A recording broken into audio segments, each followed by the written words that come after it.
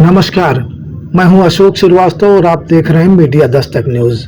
उत्तर प्रदेश के मुख्यमंत्री योगी आदित्यनाथ जातिवादी होने के आरोपों से चौतरफा घिरे हुए हैं। उनके ऊपर यादव और मुसलमान को टारगेट करने के आरोप लग रहे हैं।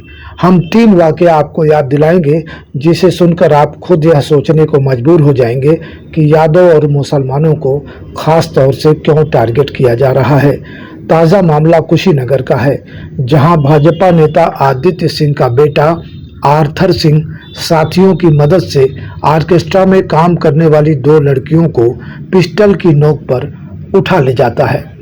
पता चला है कि भाजपा नेता के बेटे सहित 8 लोगों ने उनके साथ बलात्कार भी किया। पुलिस ने इस मामले में निसार अंसारी और मुकेश साहनी को गोली मारकर गिरफ्तार किया, जबकि मुख्य आरोपी बीजेपी नेता के बेटे आर्थर सिंह और अजीत सिंह को केवल गिरफ्तार किया गया। अब जनता सवाल पूछ रही है कि किडनैपिंग, फायरिंग और रेप के इस मामले में 8 आरोपियों के घर बाबा का बुलडोजर आखिर कब पहुंचेगा।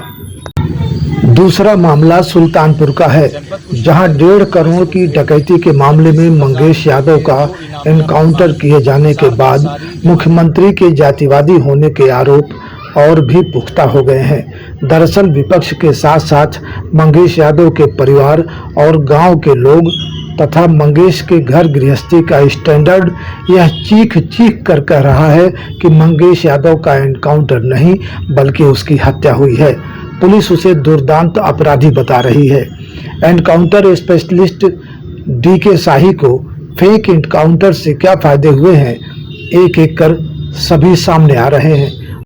पूर्व भाजपा सांसद ब्रजभूषण शरण सिंह ने भी कहा है कि पैसे और प्रमोशन के चक्कर में फेक एनकाउंटर किए जा रहे हैं। विपक्ष के नेता राहुल गांधी, अखिलेश यादव ने भी एनकाउंटर को गलत ठहराया है और योगी सरकार को कटघरे में खड़ा कर रहे हैं। पुलिस के द्वारा सुल्तानपुर में हुई डकैती में कुल 11 बदमाशों की संलिप्तता बताई गई है। इसमें मंगेश यादव का एनकाउंटर किया गया, उसे 4 गोलियां मारी गई, वह भी कमर से ऊपर। जबकि घटना में 3 सितंबर को सचिन सिंह, गोविंद सिंह और त्रिभुवन को मुठभेड़ में मामूली घायल कर उन्हें गिरफ्तार कर लिया जाता है और पैर में गोली मारी जाती है। किसी की जान नहीं ली गई। बाकी अभियुक्तों को सम्मान सहित सरेंडर करा दिया गया। अगर पुलिस का इरादा मंगेश को जिंदा गिरफ्तार करने का होता तो पुलिस सिर्फ 1 गोली मारकर उसे पकड़ सकती थी, जैसा इस मामले के 3 और आरोपियों के साथ किया गया है। मगर एसटीएफ ने मंगेश को 4 गोलियां मारी, वह भी पैर से ऊपर वाले भाग में। इस एनकाउंटर को चप्पल पहनकर बगैर बुलेट प्रूफ जैकेट पहने अंजाम देने वाले यूपी एसटीएफ के सीओ धर्मेश कुमार शाही हैं, जो सब इंस्पेक्टर से सीओ बने हैं। साल 2019 में वह डिप्टी एसपी की रैंक पर प्रमोट हुए हैं और डीके शाही की पत्नी रितु शाही बीजेपी की नेता हैं। रितु शाही को हाल ही में उत्तर प्रदेश महिला आयोग का सदस्य नियुक्त किया गया है। हालांकि यह मंगेश के एनकाउंटर से पहले ही हुआ था। तीसरा मामला राजधानी लखनऊ का है। यहां ताज होटल के पास मरीन ड्राइव पर पानी भरा हुआ था। इसमें 25 से 30 लड़के हुड़दंग कर रहे थे। इसी दौरान एक युवती अपने दोस्त के साथ बाइक से गुजरती है। लड़की को देखते ही लोगों ने पहले उस पर पानी फेंका, फिर बाइक से गिराकर उसके साथ बदतमीजी की। सीएम योगी ने इस मामले को बेहद गंभीरता से लिया और एक्शन लेते हुए 2 आईपीएस अफसर, डीसीपी पूर्वी प्रबल प्रताप सिंह, एडीसीपी अमित कुमार कुमावत और एसीपी अंशु जैन को तत्काल प्रभाव से हटा दिया। एसएचओ गोमती नगर दीपक कुमार पांडे, चौकी प्रभारी समेत पूरी चौकी को सस्पेंड कर दिया गया। 1 अगस्त को विधानसभा में सीएम योगी ने 16 आरोपियों में से केवल पवन यादव और मोहम्मद अरबाज का ही नाम लिया था। मुख्यमंत्री ने तल्ख अंदाज में कहा था कि इस घटना के अपराधियों के लिए सद्भावना ट्रेन नहीं बल्कि बुलेट ट्रेन चलेगी। ऐसे और भी कई मामले हैं जो योगी आदित्यनाथ पर जातिवादी होने का आरोप लगाने का लोगों को मौका देते हैं। आइए यूपी में योगी सरकार के कार्यकाल में हुए एनकाउंटर पर एक नजर डालते हैं। अब तक कुल 525 एनकाउंटर हुए, 207 मारे गए और 6,500 से ज़्यादा बदमाश घायल हुए। मेरठ जोन में सबसे ज़्यादा 66, वाराणसी में 21, आगरा में 16 बदमाश ढेर हुए, जबकि 17 पुलिसकर्मी भी मुठभेड़ में शहीद हुए हैं और 1500 से ज़्यादा जवान घायल हुए हैं। एनकाउंटर में ढेर हुए अपराधियों में 37 मुसलमान और 140 हिंदू थे। इनमें जातिवार आंकड़ों पर गौर करें तो 20 ठाकुर, 18 ब्राह्मण, 16 यादव, 17 जाट और गुर्जर, 14 दलित, 3 अनुसूचित, 2 सिख, अन्य ओबीसी 8 तथा 42 अन्य जातियों के लोग इसमें शामिल थे। सोशल मीडिया पर 20 ठाकुर, 18 ब्राह्मणों की संख्या दर्शाते हुए सीएम योगी के जातिवादी होने के सवालों पर जमकर काउंटर किए जा रहे हैं। यहाँ इस बात को समझना जरूरी है कि बात हिंदू और मुसलमान की नहीं है, बात संवैधानिक व्यवस्था की है जो सभी के लिए समान है। जिसे पैर में गोली मारकर पकड़ा जा सकता है, उसके सीने पर गोली क्यों मारी गई? पुलिस इस तरह एनकाउंटर करती रहेगी तो कोर्ट और कानून के मायने खत्म हो जाएंगे और ज्यादातर मामलों को पुलिस कोर्ट भेजने से पहले खुद ही निपटाना शुरू कर देगी।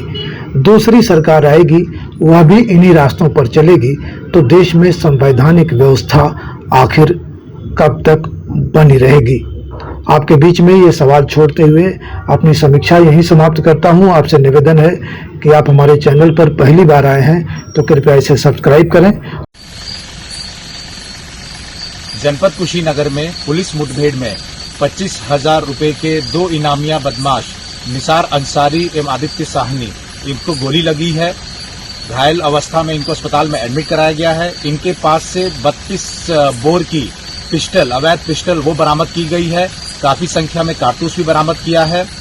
ये दोनों बदमाश कल रात्रि में जो महिलाओं को, 2 युवतियों को उठाने का केस था, जिसमें कि आज 6 लोगों को गिरफ्तार करके जेल भेजा गया है, उसमें ये सम्मिलित थे।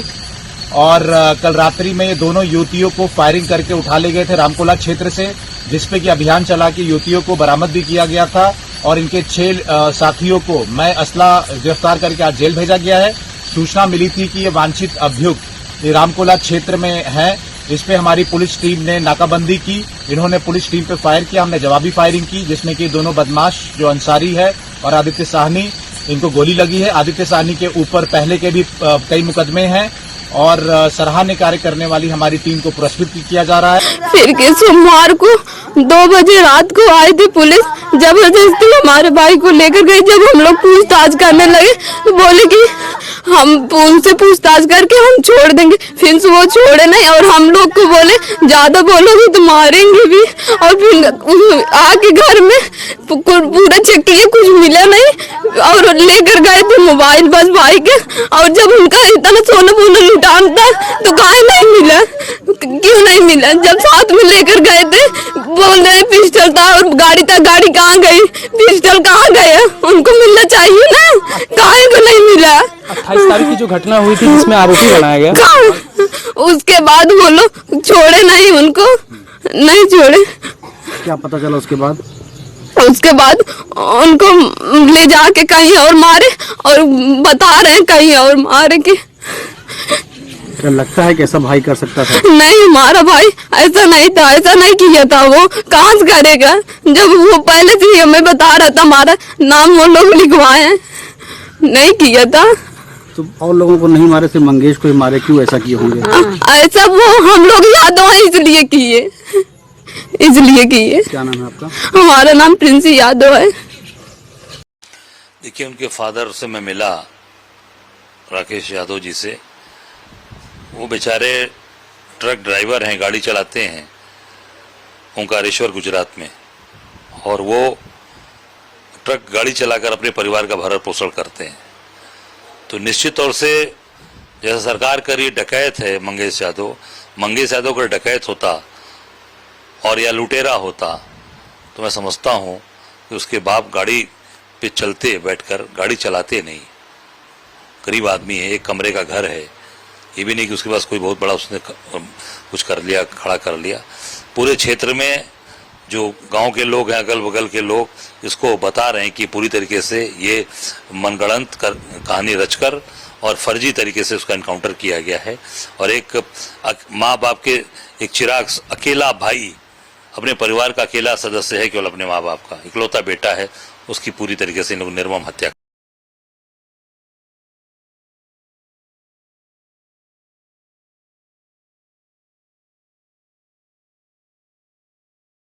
कि जो गोमती नगर की घटना है, उस घटना में भी हम लोगों ने जवाबदेही तय की है। उसके अपराधियों की सूची भी मेरे पास आई है। ये अपराधी हैं, पहला अपराधी है पवन यादव, दूसरा अपराधी है मोहम्मद अरबाज। ये सद्भावना वाले लोग हैं, यानी सद्भावना, अब इनके लिए सद्भावना ट्रेन चलाएंगे, इनके लिए बुलेट ट्रेन चलेगी, चिंता मत करो।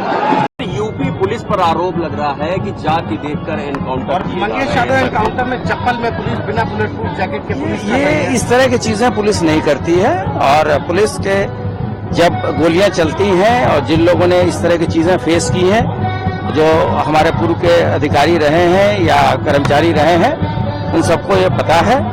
और इस तरह की सारी बातों का मैं खंडन करता हूं और पुलिस पूरी तरीके से निष्पक्ष होकर कार्रवाई करती है। कानपुर में